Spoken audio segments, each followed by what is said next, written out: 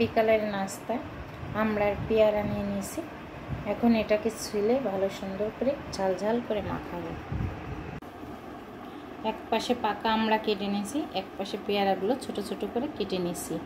ভালো করে ধুয়ে পরিষ্কার করে নিয়েছি আগে, তারপরে কেটে নিয়েছি। আর এখানে মাখানোর জন্য নিয়ে আসি ভাজা গুঁড়ো মশলা, কয়েকটা মশলা দিয়ে শুকনো মরিচ ভাজা, 1 চিমটি চিনি, 1 চিমটি লবণ, 1 চিমটি সরিষা, ছেঁচা কাঁচামরিচ, সবকটা উপকরণ দিয়ে একসাথে ভালো করে মিশিয়ে নিচ্ছি। হালকা 1 চিমটি সরিষার তেল দিয়ে নিচ্ছি। এখন এই টক মিষ্টি আমড়া ও পেয়ারা দিয়ে একসাথে ভালো করে মাখাই নেব। এটা খেতে কিন্তু ভীষণ ভীষণ মজা, ছোট বড় কিন্তু সবাই পছন্দ করে।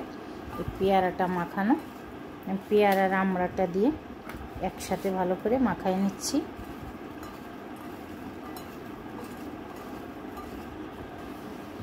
তো এখানে আমার একদম ভালো করে মাখানো হয়ে গেছে সব কয়টা উপকরণ দিয়ে।